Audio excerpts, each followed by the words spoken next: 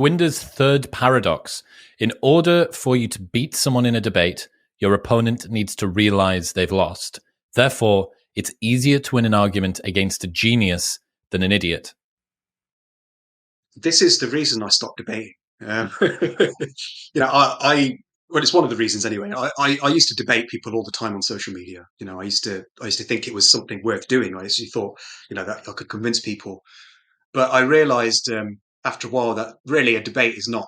It's not really a battle of intellect. It's not a match of wits. It's really just. It's more of a battle of ego than intellect, because people want to win. They don't want to understand, and they approach they approach debates. Well, basically, there's a rationalist thinker called Julia Galef who had this great book called Scout Mindset. She came on the podcast. And she basically made great. In fact, I think I saw that one. Yeah, and she made the case that basically when people when they enter debates, they tend to approach with a soldier mindset, which is that they just want to win. They just want to conquer the enemy. They have no real other goal. But they should really approach with a scout mindset, which is to seek as much information as possible, objective information, do what a scout does rather than what a soldier does. But the problem is that most people are soldiers. They approach with a soldier mindset.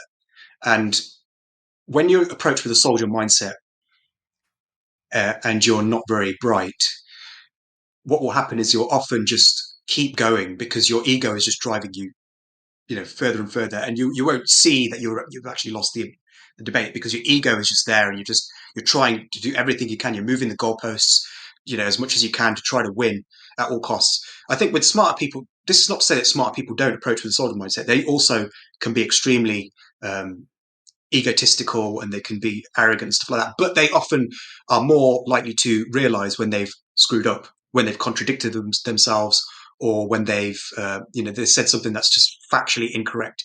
And it's harder for them to come back from that, because they realize they've screwed up, so they're like, oh, okay. And they can't just pretend. They can't just, some of them will, but they're just... talks about this. He says that once you've become convinced of something, even if you claim the opposite, you can no longer unconvince yourself of it. If I convince you that 2 = 4, and you then see it, you can tell me, no, it's 3. I know it's 3. But on the inside, you can't become up until a point at which somebody convinces you of something else. You can't be unconvinced of something which you are convinced of. But as you've spoken about in your most recent Substack article that everybody needs to go and read, smart people plus ideology is a terrifying cocktail, because that can use their ingenuity to engineer a more fortified defense around their irrational beliefs or around just beliefs that they haven't assessed. So there's another thing that relates to this. So Gwynder's third paradox about needing to ensure that your opponent has to work out that they've lost. And this is from Scott Alexander, and it's years ago. This is from his old stuff. If you're interested in being on the right side of disputes, you will refute your opponent's arguments. But if you're interested in producing truth, you will fix your opponent's arguments for them. To win, you must fight not only the creature you encounter, you must fight the most horrible thing that can be constructed from its corpse. It's a very good way of putting it, yeah. There's a concept called Rogerian rhetoric, which is how I try to approach any kind of discussion, which is, instead of trying to convince that person that they're wrong, what I try to do is I try to understand that person's belief system as well as I can. So I don't necessarily deny or defy anything that they say. I just listen, and then I ask them questions to work out how they came to that conclusion. And then I leave the discussion not having convinced them, but having a better understanding of why they believe what they believe. And I think that's far more important, because that helps me to better understand positions that I disagree with. Then I will formally, maybe I will attack their beliefs in a piece of writing, where I can really think it through and I don't have somebody, moving the goalposts or anything like that. But I'll do that formally in like an essay. I won't do it in a discussion. I found that trying to change somebody's beliefs in a debate is almost pointless. It's like trying to change their mind through a rap battle, So it's just it worked for Eminem and 8 Mile, but yeah. I'm totally on board with that. And someone asked in a Q&A a couple of weeks ago about how I remain at least partially impartial when it comes to speaking to people. And for me, the question asking, I called it the Socratic method, but you've just called it, what was that one? Rogerian rhetoric. It's different from the Socratic method because the Socratic method is an attempt to win an argument. It's basically an attempt to ask questions until you lead somebody into contradicting themselves or into saying something that's not true. Whereas Rogerian rhetoric dispenses with that completely. Rogerian rhetoric is purely about trying to understand the other person's position from a neutral, objective point of view. So trying to understand what experiences in their life led them to the beliefs that they have with them now, no matter how wrong those beliefs are. So if somebody believes that the world is flat, instead of trying to refute that, instead of saying, if you use your binoculars and you peer out over the horizon, you'll see that the sails of ships appear before their prows. You could say something like that to refute them. Or what you could do is ask them, so how did you come to this belief system? And what is the evidence that convinced you? And then once you've asked these questions, you get a better understanding of why they believed what they believe, why they were persuaded by that. And that in itself is valuable because now you understand why people believe it, which is probably more valuable to you than just refuting them and changing their beliefs. Do you get what I'm saying? So it's a different value system. It's basically more about understanding. I actually think that is much closer to the position that I take as well, because my goal is very rarely to ask people questions that make them look stupid up until the point at which they recant all of the opinions that they've got. It's much closer to that. How do you spell that first thing? So it's Orgerian.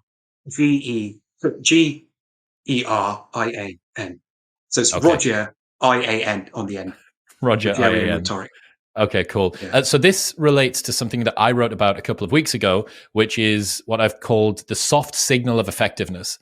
Triggering a tribal response is antithetical to having an effective behavior and belief-changing message. It's nowhere near as sexy to caveat heavily, but when it comes to important subjects, the most compelling arguments are sometimes the gentler ones. If you care about changing behavior, you'll dial back the aggression of your argument. Yeah. I mean, I think I tweeted something once, which was along the lines of, if you want to convince people, show them that you can be convinced. And I think that works very well in life, because if you show people that you're open to their arguments and that you're willing to hear what they have to say, people are far more likely to reciprocate because they see you as more of an open-minded person, and they say, okay, this person gave me a chance, so I'll give him a chance. It's like, if you go into an argument straight away trying to win and you immediately deny what they're saying and you say that this is wrong, instead of actually listening to your arguments, they judge your character. They essentially use Wittgenstein's ruler in a way. They basically form a personality profile of you, and they say this person is very close-minded. He's not even listening to me. He's trying to refute what I'm saying. He's attacking me, and then they go into war mode. They start red alert, and then they basically want to debate you. So you set yourself up to fail the moment you try to immediately refute what somebody is saying. I think it's much better just to sort of just to listen to them and again, use this Rogerian rhetoric, understand why they believe what they believe. And I mean, this shouldn't be something that you do just so that you can win an argument. You shouldn't just listen to them so that you can understand their argument, so that you can beat their argument. But it should really be a goal in itself, just to understand, that you have a better understanding of other people, because it's important to understand why people believe what they believe, just as much as it's important to believe the right thing. So it helps, particularly for people like you and me who are seeking to understand human behavior. We need to understand why people adopt false beliefs, and that is much better achieved by just having a good conversation with them, not disagreeing with them, just asking them questions about their belief, about their life, about why, what kind of evidence convinced them, what kind of evidence might convince them that they're wrong, and these kinds of things. And then it makes you more well equipped to deal with these beliefs in future as well. That's an added bonus. What's happening, people? If you enjoyed that, then press here for the full unedited episode. And don't forget to subscribe. Peace.